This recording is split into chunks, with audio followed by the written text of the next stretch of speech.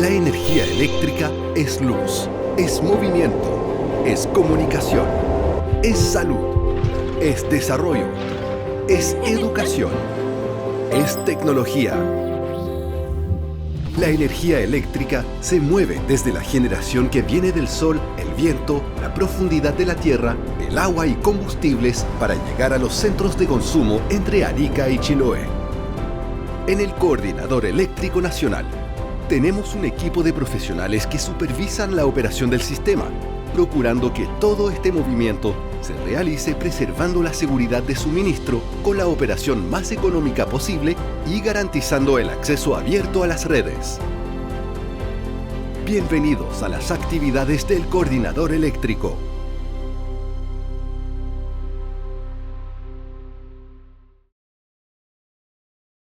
Buenos días, buenas tardes ya a esta altura. Bienvenidos a esta actividad del Coordinador Eléctrico Nacional, donde hoy día vamos a hablar sobre el proceso de acceso abierto, análisis de viabilidad y capacidad técnica disponible, parte de una serie de talleres que estamos haciendo como Coordinador Eléctrico y que ya están disponibles en nuestra página web, las presentaciones y los videos, así que agradecemos a todos los interesados que se inscribieron y que están participando en esta jornada. Para comenzar, quiero darle el pase a Carla Hernández, subgerente de interconexión de proyectos, para que les dé un saludo. Bienvenida, Carla. Gracias, Andrea. Muchas gracias por tus palabras de inicio. Darle las gracias a todos los asistentes a esta sesión, a este taller que hemos diseñado con mi equipo de acceso abierto. En esta oportunidad me acompaña Miguel Monasterio, jefe del Departamento de Acceso Abierto, Gilda Almuna y Benjamín Alcarrús, ambos ingenieros del Departamento de Acceso Abierto, que van a ser en esta oportunidad los expositores de este taller. Lo que traemos hoy día es una temática que está directamente relacionada con lo que atingente nuestro proceso de acceso abierto. Vamos a abordar una etapa más temprana de lo que es la distinta secuencia que lleva el proceso de acceso abierto en sí mismo. Vamos a hablar sobre admisibilidad, cómo hoy día estamos desarrollando la admisibilidad y cómo también estamos haciendo cálculos de capacidad técnica disponible. ¿Por qué digo cómo lo estamos haciendo hoy día? Porque bien saben que estamos en un proceso de cambios o de modificaciones regulatorias que van a recaer sobre el Decreto Supremo 37 y por ende podrían generarse algunos cambios luego de que este cuerpo regulado entre en vigencia. Pero de momento creemos que mientras ello no ocurra, es bueno que podamos reforzar, podamos entregarle mayor información y podamos también aprovechar esta instancia para aclarar algunas dudas, consultas que surjan sobre el cómo lo estamos haciendo hoy. Podrán ver ahí en sus pantallas de Teams que tenemos, por un lado, una sección de chat y también otra de preguntas y respuestas que podrán utilizarla para que nos puedan entregar sus inquietudes sobre las temáticas que estamos abordando el día de hoy.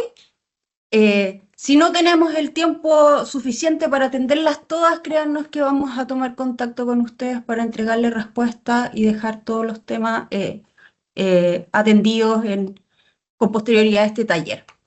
Sin más, los dejo acá con Gilda y con Benjamín para que puedan partir con este taller tan interesante para la jornada de hoy. Muchas gracias. Muy buenas tardes. Mi nombre es Gilda Almuna y junto a mi compañero Benjamín daremos lo que es el taller con respecto a acceso abierto. ¿Ya? Yo voy a hablar de lo que es el análisis de viabilidad, ¿ya? Y el contenido de la presentación es flujo general del proceso de acceso abierto, ingreso de solicitudes, examen de admisibilidad, evaluación de antecedentes, informes de autorización y finalmente lo que son las etapas del proceso. ¿Ya? En lo que es el flujo general, para iniciar, cabe indicar que el proceso de acceso abierto tiene 4 etapas principales, ¿ya?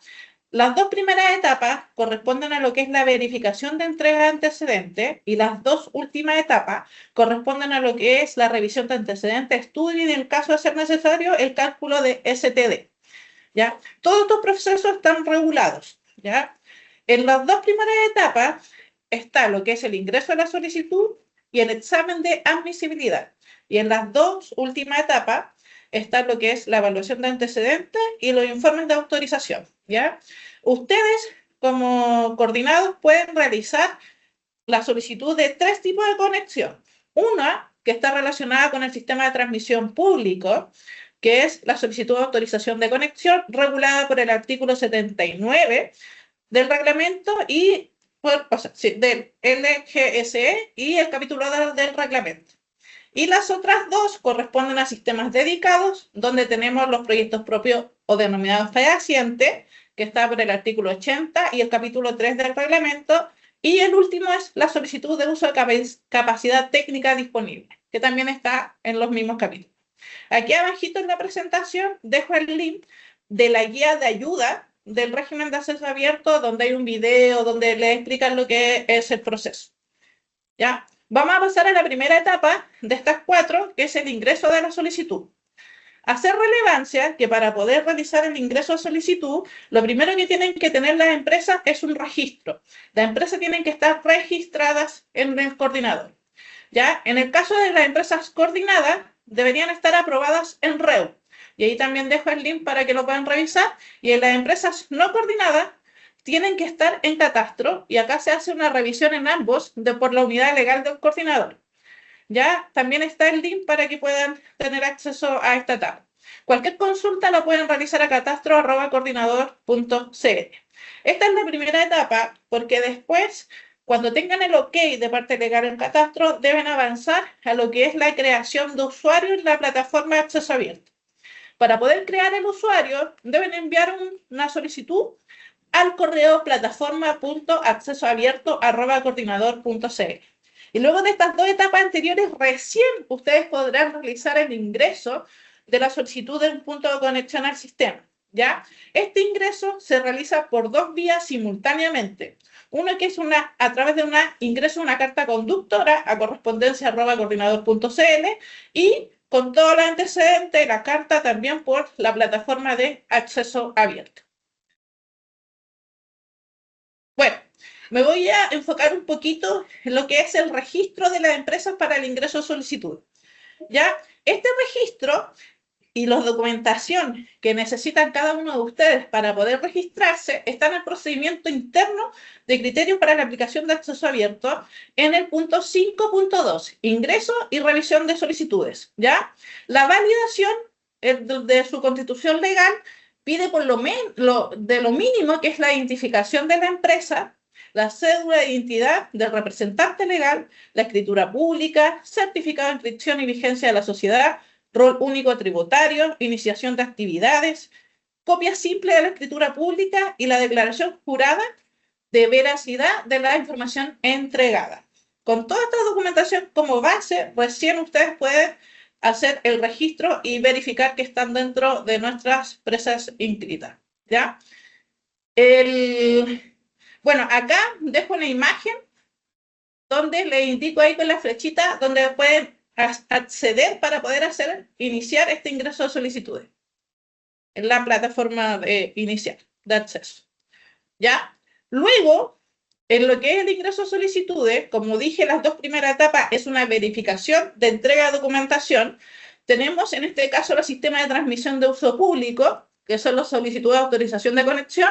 Esta la rige el artículo 15 del reglamento y la identificación mínima que pide la documentación mínima es identificación del solicitante, que esto es a través del formulario SAC, que ahí tengo el link, y estos formularios fueron actualizados en abril del presente año para los 3 procesos, SAC, SUTD y fehaciente.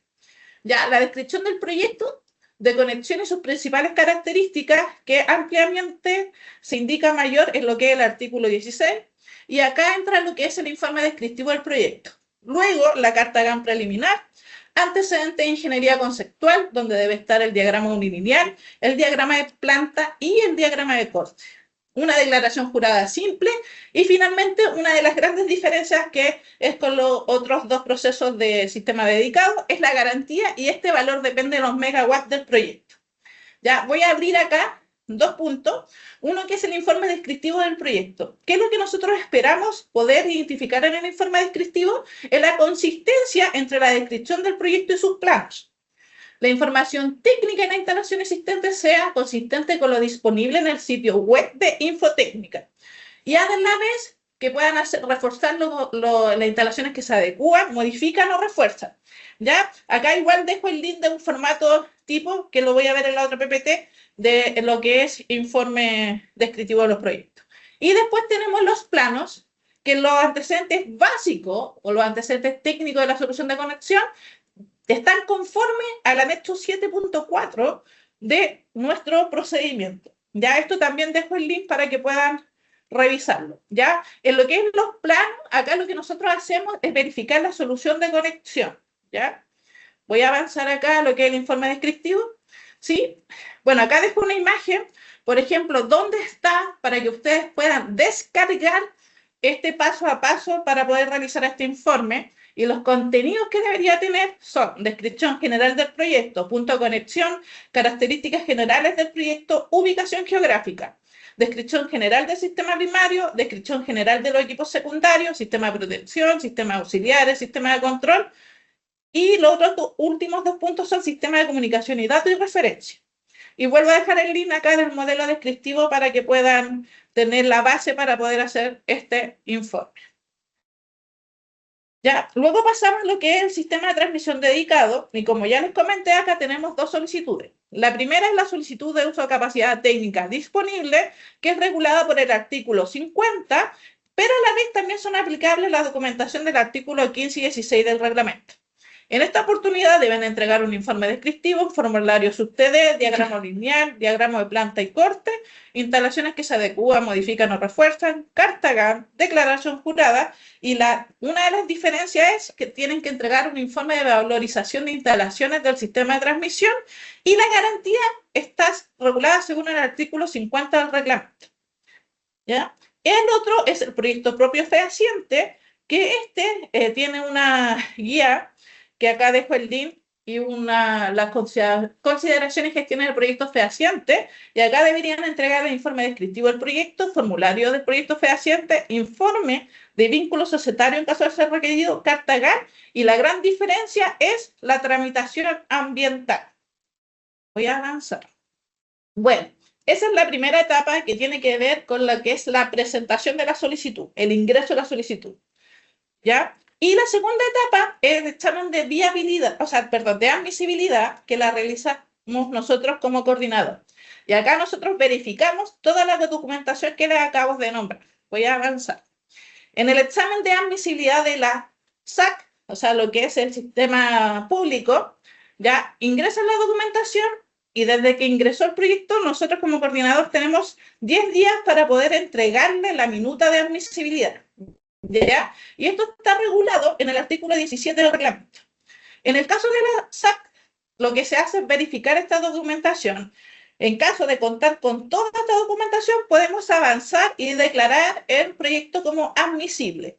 En caso de que la verificación o el solicitante no entregue la totalidad de antecedentes requeridos para la evaluación de admisibilidad, el coordinador podrá dar por finalizado el proceso administrativo, rechazando la solicitud.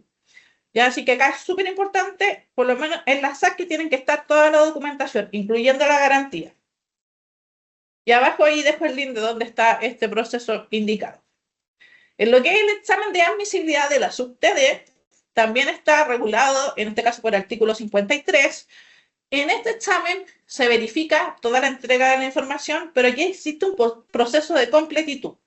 Si el coordinador estipula necesario pedir mayor antecedente para poder avanzar, le envía la comunicación al solicitante y le da un plazo establecido para que puedan entregar la respuesta. En el caso de contar con toda la información, se pasa directamente a la siguiente etapa, que es la cita audiencia. En el caso de no contar con toda la información, nos vamos a la completitud. Y acá el artículo 53, en caso de no hacer entrega de esta completitud en el plazo requerido, el coordinador podrá dar por cerrada la parte administrativa de lo que es el examen de admisibilidad de la sub-TD. Ya. El resultado del examen de admisibilidad, el coordinador lo entrega mediante una minuta de revisión de antecedentes para cada proceso. ¿Ya? ¿Cuáles son los ejemplos? Algunos ejemplos de los que se considera como no admisible.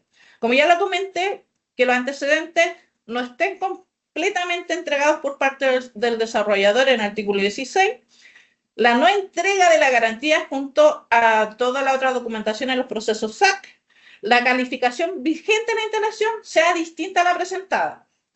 En una SAC, si la instalación no cuenta con la adjudicación respectiva, también se puede rechazar.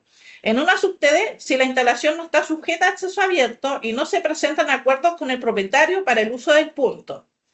Después, respuestas fuera de plazo para entregar los antecedentes, como ya lo comenté anteriormente. Bueno, y nos encontramos también con otros documentos dentro de la revisión, pero estos son como mayormente los más comunes. Estos son los dos primeros etapas del proceso de acceso abierto, que, como vuelvo a repetir, es un tema de verificación de documentación. Después pasamos a la tercera etapa, que es la evaluación de antecedentes, donde tenemos la viabilidad técnica, ¿ya? El análisis de viabilidad técnica cuenta de dos partes.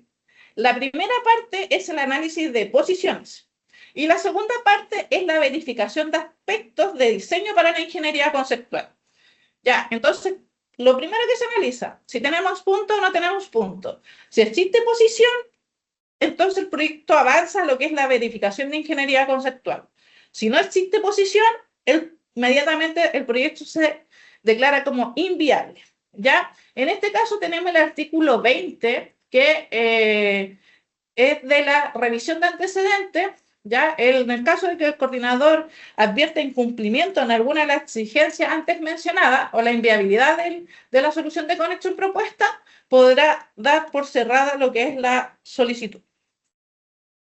Ya. En el análisis de posiciones, ¿qué es lo que es una posición disponible? El espacio de posición con barra y plataforma extendida en caso de subestaciones tipo ICE o espacio en la sala de subestaciones tipo GIS, tal que resulte viable la instalación de todos los equipos asociados al nuevo proyecto. Acá tenemos dos tipos de solución. Una que va asociada a lo que es la conexión existente y la otra que va asociada a lo que son las obras nuevas o ampliaciones. En el caso de las conexiones existentes, tenemos que los planos disponibles en lo que son las páginas del coordinador. Acá dejo el link de Infotécnica y también de la plataforma PGP cuando los proyectos ya están en proceso de conexión. Ya, en el caso de conexión de obras nuevas y ampliación, estos están descritos en los decretos de expansión, ¿ya? Y acá dejo lo que es para que puedan hacerle seguimiento a la licitación y a lo que es seguimiento de obra, ¿ya? Ya. Recomendaciones para que ustedes puedan hacer el análisis o la presentación del punto propuesto por los desarrolladores. Primero tenemos el levantamiento de información. El levantamiento de información deberían revisar el diagrama unilineal, la configuración de la barra, los equipos primarios, y eso lo pueden revisar en los dos links de arriba que les acabo de nombrar. Y después la verificación de uso de espacio, ahí también los pueden revisar en estos links, que es el plano de planta y corte para proyectar la ubicación de los equipos de la nueva conexión. Y finalmente, también se les solicita y es requerible que revisen la información en nuestra plataforma de acceso abierto para que puedan tener el detalle de los proyectos y las solicitudes que están en esa subestación. Ya con respecto a eso, cuando revisen la solicitud de la plataforma de acceso abierto, coloqué una flecha, está al ladito del mapa de Chile, pero ustedes ingresan y van a ver muchos gráficos. Ya, lo que deben hacer es bajar hasta el final de la plataforma, donde van a tener reporte gráfico y deberían pinchar al ladito donde dice detalle de solicitudes. En el detalle de solicitudes pueden ingresar el NUT del proyecto, el nombre del proyecto o el nombre de la subestación y se les va a desplegar todos los proyectos que hay en lo que ustedes están buscando. Más a la izquierda, no, derecha, sí, tenemos lo que es los visores. Está ese ojito, si ustedes pinchan el ojito, van a poder ver cuál es la documentación que hay para estos proyectos que están en curso y también al lado lo que es la información. ¿Ya? Y también ahí está marcado que pueden ver el estado que se encuentra cada solicitud, pero toda la información con respecto a los procesos de acceso abierto de los proyectos en curso están en nuestra plataforma. ¿Ya? Una cosa importante que me gustaría resaltar es que la no admisibilidad de solicitud es distinta a la inviabilidad técnica de solicitud. Como ya comenté anteriormente, la admisibilidad está relacionada a la documentación entregada por el desarrollador y la inviabilidad está relacionada con la revisión por parte del coordinador a dicha documentación. Entonces, algunos ejemplos para declarar inviables los proyectos. Ya lo habíamos visto, pero en caso de que la subestación no cuente con posiciones disponibles, se rechaza la solicitud y se da cierre por cerrado la solicitud. Hay otro caso típico, que es que de repente nos presentan solicitudes donde el paño está ocupado, pero al hacer la revisión de la subestación hay otras posiciones disponibles. Entonces, en este caso se declara admisible y se solicita la actualización de la documentación. Y finalmente, en otro caso, para poder declarar un proyecto inviable, es que la minuta de revisión de ingeniería conceptual concluya con un no cumple. Ya, voy a dar avance pasando a la cuarta etapa del proceso de acceso abierto, que son los informes de autorización. Bueno, para iniciar esto, cuando el proyecto se declara viable, pasamos al proceso de requisito de estudio. Para el requisito de estudio, el coordinador emite una CES donde establece cuáles son las cartas de escenarios que deben presentar cada desarrollador. ¿Ya? Cuando esta matriz de estudio está disponible en el link que tengo acá en la presentación, pero generalmente los estudios que se solicitan son estudio de flujo de potencia, estudio de capacidad de barra, estudio de estabilidad transitorio, estudio de cortocircuito y capacidad de ruptura de interruptores, entre otros. ¿Ya? El objetivo de los estudios preoperativos es identificar de forma temprana los eventuales impactos que tendrán en el sistema eléctrico nacional producto de la conexión de estos nuevos proyectos, ya sea por sobrecarga o la regulación de tensión, entre otros. Y a la vez anticipar necesidades de adecuación en la instalación involucrada con tal de no degradar el desempeño de estas. Aquí abajito dejo también el link para que puedan revisar todo lo que es la aplicación del régimen de acceso abierto, de estudio eléctrico, están los ejemplos de las minutas CES, entre otras. ¿Ya? Después tenemos, en el caso de instalaciones públicas, que ya nombré, que corresponden a la solicitud de autorización de conexión, contamos con 3 tipos de informes: el preliminar, el final y el definitivo. Los contenidos del informe están indicados en el artículo 21 del reglamento DS 37/2019, ya destacando los siguientes aspectos más relevantes. En el informe se entrega la revisión de antecedentes que dan cuenta del diseño conceptual del proyecto. Acá se entrega lo que es la revisión de ingeniería conceptual y también lo que es la revisión de los estudios preoperativos. Establece e informa el cálculo de los costos de conexión y también incluye lo que es la fecha donde los solicitantes de los proyectos deberían obtener lo que es la declaración de construcción. ¿Ya? Desde emitido el informe de autorización de conexión definitivo, el coordinador dispone de un plazo máximo de 24 meses para otorgar esta declaración y un mínimo de 6 meses. Independiente de este plazo, en el caso de la SAP, pueden solicitar una prórroga de hasta 24 meses, desde el plazo del informe de autorización de conexión definitivo. Esta prórroga deben realizarla antes de que finalice la fecha. ¿Ya? ¿Por qué dice hasta 24 meses? Porque pueden presentar una prórroga solicitando la totalidad de los 24 meses, o por ejemplo 2 prórrogas de 12 meses y 12 meses, pero la suma de todas las prórrogas es hasta 24 meses, no puede superar los 24 meses. ¿Ya? El coordinador autoriza la conexión del proyecto al sistema de transmisión de servicio público emitido en informe de autorización de conexión definitivo. ¿Ya? En el caso de los informes de la SUBTD, tenemos que 2 tipos de informes: el preliminar, y el definitivo. ¿Ya? Las características que se entregan: las características generales del proyecto, tipo de proyecto, tecnología, y en este caso lo más importante es la potencia. ¿Ya? Acá también entregamos lo que es la revisión de los antecedentes, revisión de ingeniería conceptual y también la fecha de declaración en construcción. Al igual que en el caso de la SAT, del informe definitivo, contamos con un máximo de 24 meses y un mínimo de 6 meses, y la diferencia está en que pueden pedir una prórroga, pero por una sola vez, y es igual al plazo original otorgado. ¿Ya? El coordinador autoriza la conexión del proyecto y el uso de la capacidad técnica disponible en el sistema de transmisión dedicado, emitido el informe de uso de capacidad técnica disponible definitivo. ¿Ya? Ahora ya como para finalizar mi parte de la presentación, voy a mostrarles los flujos de la etapa del proceso de acceso abierto, donde voy a iniciar con lo que es la etapa del proceso SAT de las instalaciones públicas. Ya lo nombré anteriormente, pero para poder hacerles como una repasada por encima, tenemos acá todo lo que está en azul corresponde a actividades que deben realizar el desarrollador o propietario. Y lo que está en rosado corresponde a actividades que son de responsabilidad de nosotros como coordinador. ¿Ya? En el primero, ustedes ingresan la solicitud. Nosotros contamos con 10 días para poder entregarle la carta de admisibilidad o rechazo de la solicitud. Si es admisible, el coordinador dispone de 20 días para poder realizar la revisión de antecedentes y verificar la viabilidad del proyecto.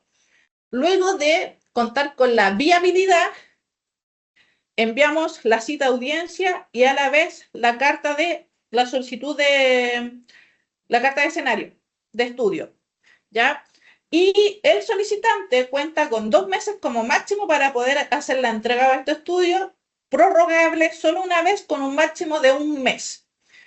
En paralelo, se realiza la cita a audiencia y en la audiencia hemos estado abriendo una etapa desde que se realiza la audiencia de 10 días para que los propietarios puedan realizar observaciones a la ingeniería conceptual de forma temprana. ¿Ya? Después de que el solicitante entrega lo que son los estudios, el propietario dispone de 15 días para poder hacer la observación a estos estudios. Pasados estos 15 días, el coordinador dispone de 15 días para poder emitir el informe de autorización de conexión preliminar. Desde la emisión del informe de autorización preliminar, tanto el propietario como el solicitante tiene 15 días para poder observarlo, y desde la emisión del preliminar contamos con 35 días para poder emitir el informe de conexión final. Desde la emisión del final son 20 días para poder emitir el informe de autorización de conexión definitivo. ¿Ya? Y después son los meses que tienen para poder declararse en construcción. En el caso del proceso de fehaciente, como ya les comenté anteriormente, acá hay una guía de proceso fehaciente. Ya realizan el ingreso, se realiza una revisión de antecedentes, si es necesario se solicita una completitud y se revisa si es que califica o no como fehaciente. En caso de no calificar como fehaciente, se rechaza la solicitud y en caso de sí calificar, se emite una comunicación de consigna de fehaciencia. A la vez, en caso de se revisa si se requiere presentar una sub-TD. Si se requiere presentar una sub-TD, el coordinador lo comunica y el solicitante presenta la sub-TD. En caso de que no necesite presentar una sub-TD, finalmente se emite el informe de autorización de conexión del proyecto fehaciente.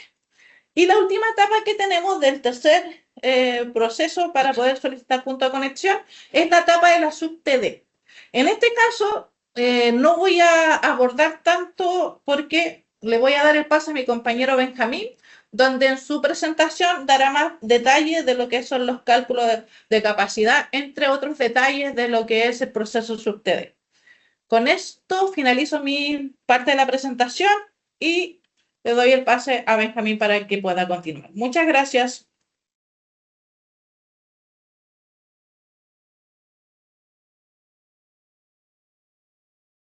Muchas gracias, Gilda. Me presento, soy Benjamín Alcarruz, ingeniero del Departamento de Acceso Abierto, y el día de hoy voy a hablarles de este proceso, el cual corresponde al análisis de la capacidad técnica disponible en los sistemas de transmisión dedicados. Como contenido de esta presentación, de manera general presentaremos una breve introducción y conceptos claves para introducir la metodología.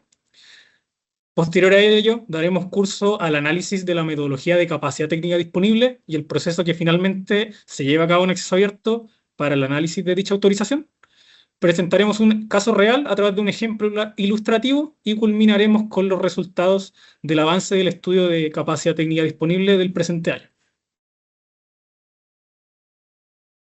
Comenzando con la introducción, tenemos que tener en consideración que el principio fundamental de la autorización de uso de capacidad técnica disponible a los sistemas de transmisión dedicados se enmarca en el artículo 80 de la Ley General de Servicios Eléctricos y en el reglamento en su artículo 50, en el cual se señala que todo interesado en hacer uso de capacidad técnica disponible deberá presentar ante el coordinador una sub-TD por dicha capacidad.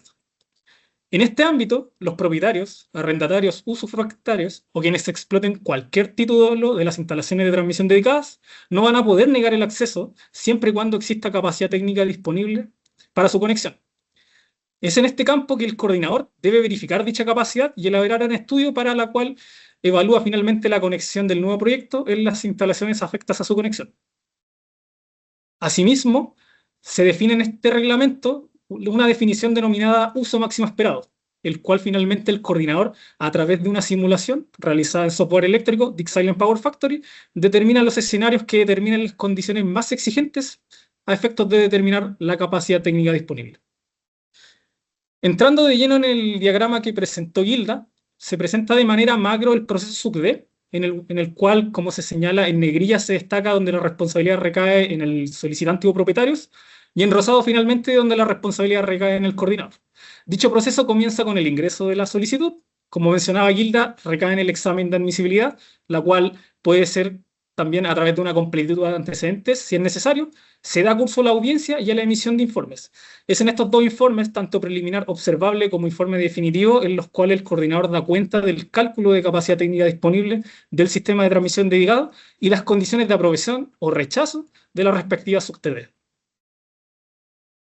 Entrando de lleno en la metodología CTD, el primer paso que realiza el coordinador para llevar a cabo el análisis de capacidad técnica disponible es identificar el sistema de transmisión dedicado, conforme a la calificación vigente de dichas instalaciones. En este caso, a día de hoy, la calificación vigente de las instalaciones de transmisión está regida por el periodo cuadrenal 2024-2027 y se puede encontrar su informe técnico definitivo en la Comisión Nacional de Energía. Se deja la página web al pie de página de esta lámina. También se presenta este diagrama de ejemplificación, de pequeño DUS, en el cual corresponde a un caso real que veremos más adelante, el cual correspondió en su momento a una sub-TD ingresada para la ampliación de parque eólico Lena. Entonces el coordinador, en base a dicho análisis, identifica la calificación de instalaciones hasta el punto público, en este caso correspondiente a subestación Los Ángeles, de calificación zonal, y las aguas y líneas de transmisión afectas a su conexión o de evaluación CTD corresponderían hasta entre Alena, Central Cuel, Mesa Mávida, hasta subestación Los Ángeles. Una vez identificado el sistema de transmisión dedicado en tres, es importante dar a cabalidad la recopilación de información técnica y las características de diseño se encuentran respaldadas en la base de información técnica del coordinador, también conocida como infotécnica. En este caso, los elementos principales a los cuales el coordinador realiza cálculo de capacidad se identifican líneas de transmisión, particularmente en secciones tramos referidas a dichas líneas, transformadores de poder, barras de subestaciones y elementos serie, referidos netamente a transformadores de corriente, desconectadores, entre otros elementos serie que puede limitar uso de capacidad. Se presenta también en esta lámina los parámetros fundamentales para la modelación de Dick Silent Power Factory, que quedará para su consulta. En base a ello, el coordinador debe verificar que cada parámetro se encuentre respectivamente validado, así como los respectivos límites térmicos para el análisis de capacidad. Líneas de transmisión, transformadores de poder, transformadores de corriente, barras centrales, entre otros. Una vez levantada la información técnica, es importante ver la prelación del sistema de transmisión dedicado. En base a ello se debe determinar si existen previamente proyectos autorizados en el sistema de transmisión dedicado de interés. Proyectos que han sido debidamente informados al coordinador, previo finalmente a la presentación de la sub-TD en evaluación. Los proyectos en prelación pueden ser consultados en acceso abierto, filtrando por el punto de conexión al cual se desea conectar el proyecto. Por otro lado, se deben considerar los contratos de transmisión vigentes y pactados previo a la presentación de esta solicitud, conforme a lo establecido en el artículo 61 del reglamento. Dichos contratos son informados por los propietarios del sistema de transmisión y si bien son confidenciales, dejamos el link del estudio de capacidad técnica disponible anual realizado por el coordinador, en el cual en un anexo de dicho estudio podrán encontrar un resumen con la capacidad de inyección y retiro de los contratos que actualmente se encuentran vigentes.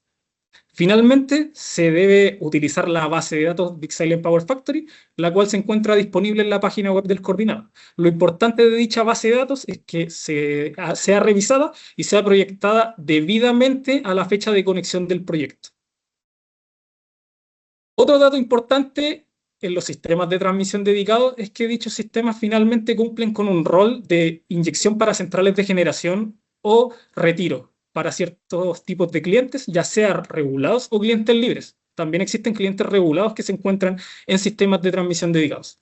La demanda de los clientes regulados, el coordinador la tiene de la plataforma de medidas. En base a ello, el consumo medido en un horizonte anual se proyecta hasta la fecha de conexión del proyecto conforme a los factores de crecimiento de la proyección de demanda que realiza esta institución. Dicha proyección de demanda también puede ser encontrada en la plataforma web. Por otro lado, los clientes libres reportan anualmente al coordinador sus consumos estimados en un horizonte de tiempo, por lo cual el coordinador cuenta con dicho dato para la evaluación de capacidad técnica disponible. Finalmente, las centrales de generación son consideradas conforme a su potencia neta efectiva autorizada, la cual, al estar en operación y ser existentes, se encuentran debidamente informadas en la plataforma de infotécnica del coordinador. Una vez recopilados los antecedentes anteriores, se da paso a la definición de escenarios. El cálculo de capacidad técnica disponible distingue escenarios de inyección y retiro. En el escenario de inyección, la finalidad es evaluar que todos los proyectos que consideren inyección al sistema eléctrico se evalúen bajo las condiciones más exigentes. En la figura superior se presenta una ejemplificación en la cual se ve un sistema de transmisión dedicado radial y un proyecto sub-D destacado en rojo que desea seccionar dicha línea. En este caso, para evaluar finalmente el escenario de inyección más restrictivo, se apaga el consumo existente, se desconecta del sistema y se evalúa la inyección conjunta del proyecto nuevo y el parque eólico de la derecha, representando el flujo hasta el sistema de transmisión de uso público. Por otro lado, el escenario de retiro se evalúa en base de manera análoga al retiro máximo que maximiza el flujo en estas líneas de transmisión. Por lo cual, en este caso, si el proyecto sub-TD en evaluación no solicita retiro del sistema de transmisión, se evalúa y se determina la capacidad para lo existente. Se apagan los dos parques eólicos en este caso y se maximiza el flujo en dicha línea.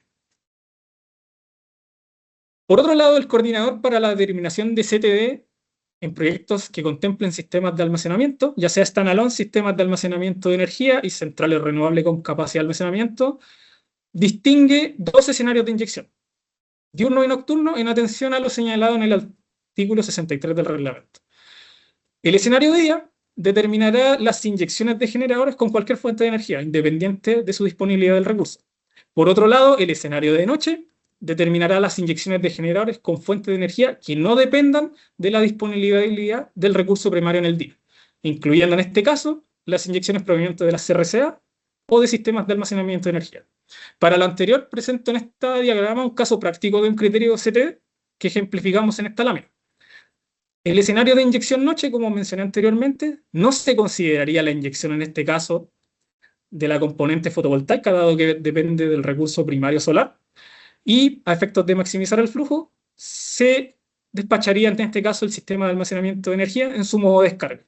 Finalmente se maximiza el flujo en escenario diurno. Por otro lado, en el escenario de día no se despacharía en este caso el sistema de almacenamiento de energía y solo la componente fotovoltaica. Finalmente, en el escenario de retiro, en este caso, al ser un base standalone, retiraría energía del sistema de transmisión y también se consideraría el consumo existente en dichas instalaciones. En base a ello, si existiría capacidad técnica disponible, este proyecto obtendría su aprobación. A través de los inputs señalados anteriormente, el coordinador finalmente puede dar curso a la modelación en Big Silent Power Factory. En este caso, la simulación corresponde a análisis de flujos de potencia netamente determinados en régimen permanente a efectos de determinar el uso máximo esperado. En este caso, se evalúan los casos con y sin el proyecto. Se modelan las instalaciones de transmisión dedicadas, se modelan también los proyectos en prelación, se realiza la evaluación de escenarios y se proyecta la base de datos de la conexión del proyecto. En base a dichas condiciones, y los inputs anteriores, el coordinador finalmente determina la capacidad del sistema. Conforme al artículo 63, el uso máximo esperado considera las condiciones más exigentes y para el cálculo del CTD, el coordinador utiliza la fórmula señalada en esta diapositiva. El cálculo de capacidad técnica disponible se obtiene a través del mínimo valor de la resta entre la capacidad de diseño y el uso máximo esperado y la capacidad de diseño con los contratos pactados en el sistema de transmisión dedicado. En base a ello se determina finalmente la CTD. Para dejar claro los conceptos anteriores, daremos paso a un ejemplo ilustrativo, el cual corresponde a la ampliación de parque eólico Alena. Dicho proyecto correspondió, como mencioné anteriormente, a un aumento de potencia de 4,2 MW. Su número único de proyecto asignado fue el 4619 y puede ser encontrado en la plataforma de acceso abierto. Este proyecto hacía uso de las instalaciones comprendidas Centralena y subestación Los Ángeles. En primera instancia, el coordinador identifica el sistema de transmisión dedicado.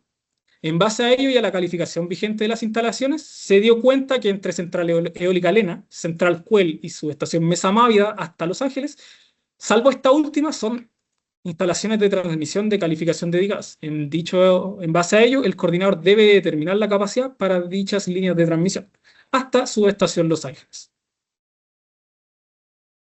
Posterior a ello, se da curso al levantamiento de los antecedentes requeridos para la determinación de CTD, comenzando en este caso por la información técnica.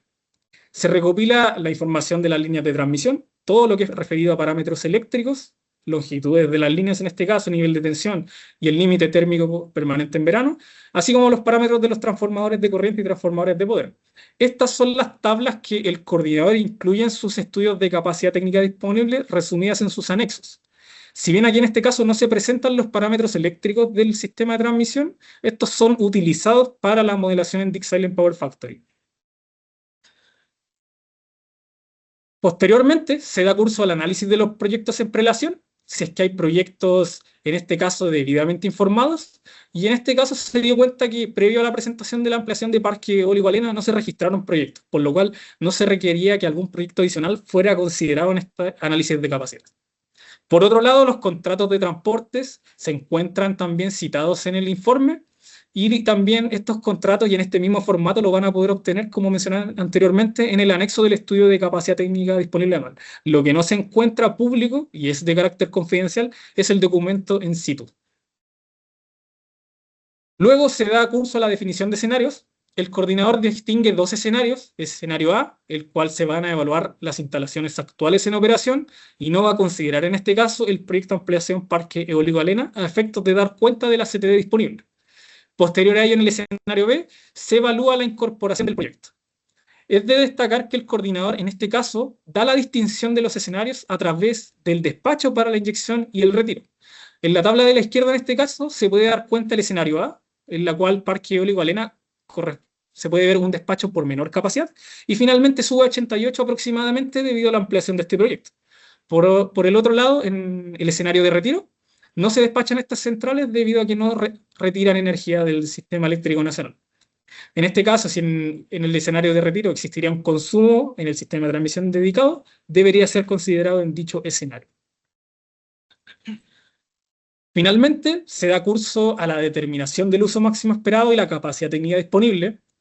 Esta se lleva a cabo, como mencioné anteriormente, en Dick Silent Power Factory, a través de flujos de potencia. Se presenta en esta tabla, que podrán encontrar en los estudios de capacidad técnica disponible del coordinador, las tablas de inyección y de retiro. En este caso se presenta una tabla de inyección para el escenario A referido anteriormente y el escenario B.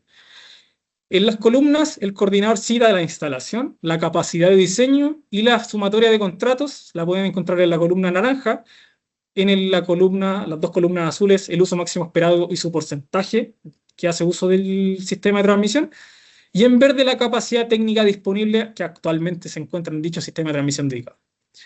En base a dichos valores, el coordinador, utilizando la fórmula de la derecha, determina la CTD para finalmente representarla en la columna verde. Se resta la capacidad de diseño menos el uso máximo esperado y la capacidad de diseño menos los contratos. Finalmente, el mínimo valor de dicha resta corresponde a la CTD. En este caso, en el ejemplo que tengo a mano derecha, se determinó la capacidad técnica disponible en el escenario A de inyección para la línea de transmisión en 154 kV de Santa Luisa y Los Ángeles. En este caso, como pueden ver, se utiliza el uso máximo esperado determinado por el coordinador, el cual dio 175,756. Dicho valor fue nuevamente obtenido a través de Dix-Island. Y la sumatoria de contratos, que es la sumatoria netamente algebraica, que correspondía a 179. En base a dicha sustracción, el mínimo valor fue 27,987, en este caso MBA, y es el valor que se encuentra reportado al final de la columna verde como capacidad técnica disponible para dicho proyecto. Para final la presentación, daremos curso a los resultados de avance finalmente del estudio de capacidad técnica disponible anual llevado a cabo por el coordinador. En este caso, el estudio de uso de capacidad técnica disponible se publicará en el presente año y corresponde al primer STD que contempla la calificación del nuevo periodo cuadrienal, año 2024 hasta el 2027. En este caso, el coordinador evalúa por un horizonte de 10 años y reportará la capacidad técnica disponible para los años 2025 hasta 2035. También destacamos que en base a la conexión de nuevos proyectos y la modificación de este periodo cuadrienal, aumentaron las instalaciones dedicadas sometidas en este régimen de acceso abierto y por lo tanto evaluación de STT, pasando de 471 instalaciones dedicadas a 529, lo que representa un 12% del aumento en dicho periodo cuadrienal. Asimismo, adelantamos en este caso un pequeño diagrama georreferenciado de la zona norte comprendida entre La Serena y Arica, donde se ven los puntos en verde que existe mayor capacidad técnica disponible, en rojo donde se encuentra una mayor congestión y en amarillo un punto intermedio, destacando zonas de Copiapó, niveles intermedios, y zonas de Calama. Algunos sistemas de transmisión dedicados se encuentran sin uso de capacidad y otros existe aún capacidad técnica disponible para su conexión en inyección día. Agradecemos y con ello doy por finalizado la presentación por el coordinador. Bien, perfecto. Muchas gracias, Gilda y Benjamín, por las presentaciones. Tenemos acá en el chat algunas consultas que vamos a agrupar por temática, digamos, de lo que planteamos en esta presentación. Vamos a partir con la primera pregunta. Esto, Gilda, es para los temas atingentes a tu presentación. La primera pregunta es Javier Rivera. Dice, ¿la boleta de garantía de un proyecto se debe entregar en las oficinas del coordinador antes o después de ser declarado admisible el proyecto? Muchas gracias, Miguel. Voy a proceder a contestar la consulta. ¿Ya? Con respecto a las boletas de...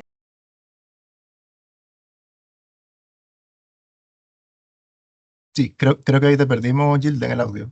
Vemos tu pantalla, pero no tu audio. No te escuchamos. Ahora sí. Ya, Ahora sí. perdón, ahora sí. Ya, con respecto a lo que son las boletas de garantía, en el momento en que nosotros analizamos la admisibilidad, en la minuta de admisibilidad indicamos todos los pasos a seguir para hacer dicha entrega de la boleta física.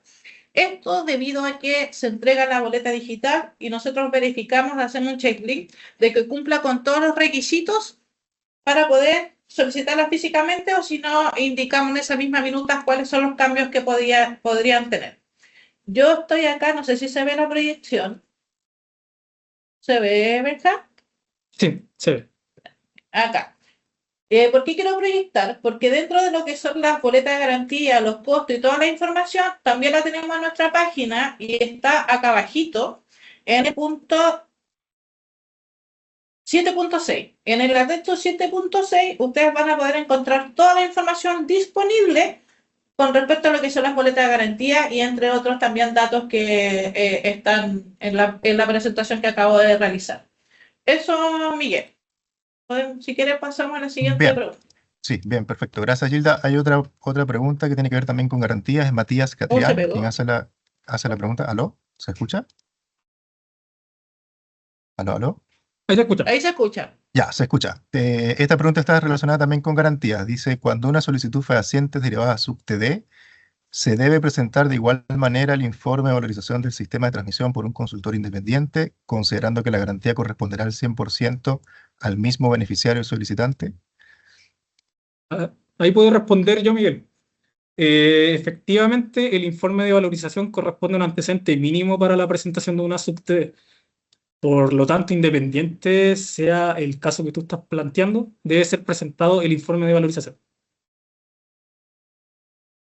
Bien, perfecto.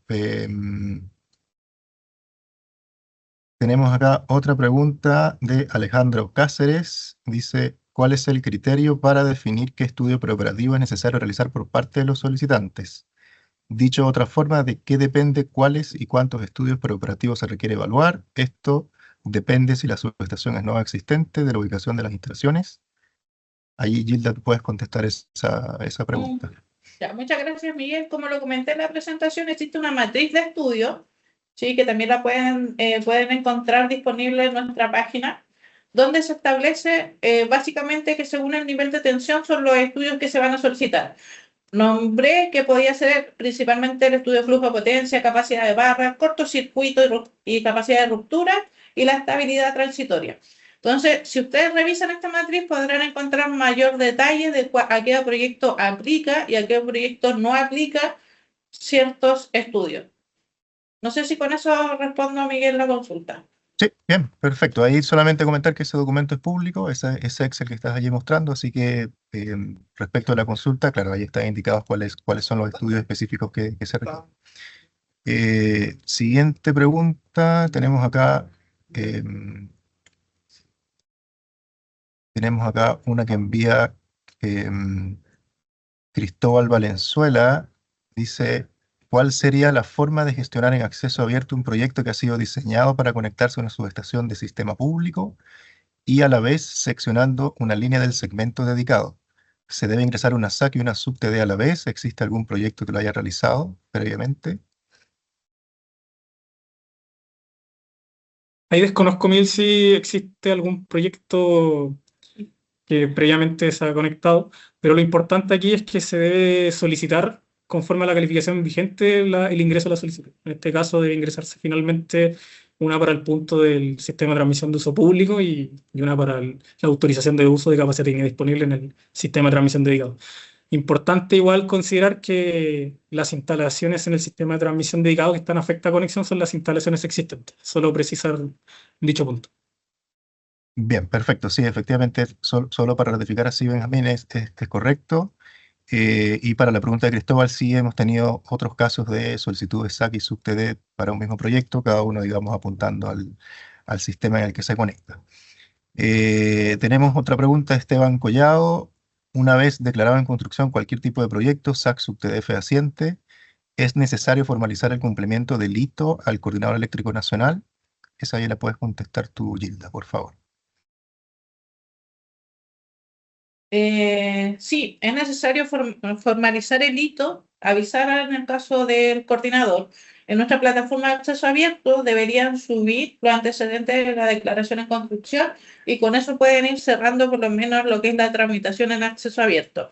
En este proceso también, cuando ingresan a conexiones, nosotros solicitamos los pagos que se realizan a los propietarios con respecto a la conexión. Entonces, es necesario que también tengan en consideración que la boleta de garantía debe estar vigente durante todo el proceso hasta que se realice hasta que el proyecto entre en operación.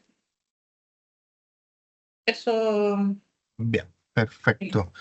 Hay otra pregunta, tema CTD. Javier Suazo pregunta, en una sub-TD, si el proyecto provoca sobrecargas en elementos del sistema público, zonal o nacional, ¿se declara viable?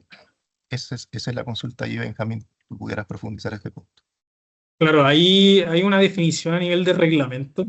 Es que el coordinador no puede limitar una sub-TD debido a sobrecargas en el sistema de transmisión de uso público.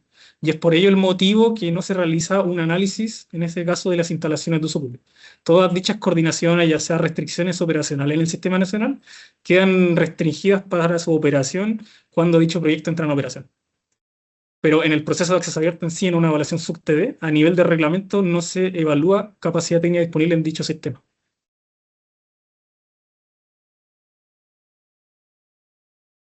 Bien, perfecto.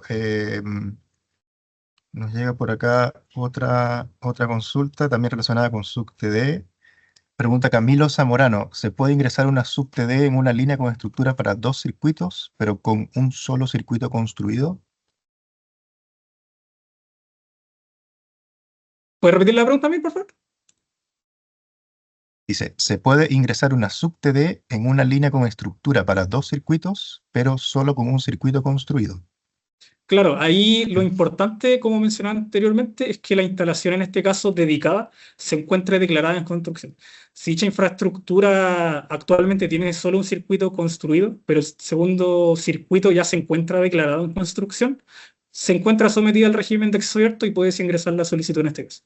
Ahí es importante solamente recalcar la entrada de operación estimada que ustedes tengan cronometrada para su proyecto. Bien, perfecto. Gracias, Benjamín, por la respuesta. Tema de garantías, tenemos otra consulta. Valeria Gaete, existe un documento que indique los valores de la garantía según la potencia del proyecto. Allí también, Gilda, tú nos puedes ayudar con esa precisión. Efectivamente está especificado en lo que es la guía de los anexos. Ah, verdad que está acá. Pero lo que son los anexos que lo acabo de mostrar con respecto a cuántos son los UF según la potencia del proyecto. Bien, perfecto. Hay algunas consultas que están relacionadas con prórrogas de solicitud de conexión. Hay una primera pregunta que realiza Rolando Castillo. Dice, ¿qué se exige para que el CEN autorice la prórroga de la SAC? En ese caso, está en el artículo, necesita presentar por lo menos algunos de los antecedentes necesarios para poder declarar en construcción. Los antecedentes que ustedes deben presentar en la CNE, deberían por lo menos presentar alguno acá. Y esto está fundado en la revisión del coordinador, donde se indica que esta prórroga será entregada si es por razones fundada, valga la redundancia, que es la revisión que hacemos nosotros, y básicamente lo que nosotros revisamos es que exista un avance efectivo del proyecto. ¿Qué quiere decir esto? Que por lo menos debería tener, no sé, por alguna evaluación de, por lo menos al inicio de la tramitación de impacto ambiental o arriendos de terreno, compra de equipo, pero se hace una verificación del un correspondiente avance de lo que es el proyecto en sí, para poder otorgar estas prórrogas. Bien, perfecto. Ahí también relacionado con prórroga, pregunta Ítalo Quirós. En una solicitud de autorización de conexión SAC, ¿se puede prorrogar la fecha para declaración de construcción más de una vez hasta llegar a los 24 meses? Así es. Se puede prorrogar más de una vez hasta llegar a los 24 meses. Los 24 meses es un tope, por eso yo les comentaba en la presentación. Pueden solicitar una prórroga con los 24 meses, pero ya si no llegan a declararse en construcción en esos 24 meses, no pueden volver a solicitar otra prórroga. O pueden solicitar 2 prórrogas, 12 meses y 12 meses, o 4 prórrogas, 6 meses y 6 meses. Eso ya depende de cada uno de los desarrolladores, cómo van viendo ahí el avance efectivo de su proyecto. Bien, perfecto. A ver, estamos justo en la hora. Hay algunas preguntas que no respondimos acá. No obstante ello, el compromiso que ahí, bueno, les podemos comentar es que de todas maneras vamos a revisar la totalidad de las preguntas que recibimos y vamos a publicar, digamos, un documento con aquellas preguntas o respuestas que hayan faltado en esta presentación. Así que eso por nuestro lado con este taller el día de hoy. Ahí, Andrés, te dejo la palabra para el cierre, por favor, de la jornada. Oye, bueno, muchas gracias por la exposición. Tuvimos buena cantidad de público, en este minuto más de 160 personas. Hemos ido subiendo todos los videos de estos 6 talleres que ya hemos hecho en nuestra página web para que los puedan revisar. Están también las presentaciones y este taller también lo subiremos durante la semana o a más tardar la próxima y la presentación durante hoy día, así que para que la puedan revisar y bueno, cualquier duda pueden estar en contacto. Muchas gracias a todos los que se conectaron y los esperamos en las próximas sesiones de los talleres y actividades. Muchas gracias.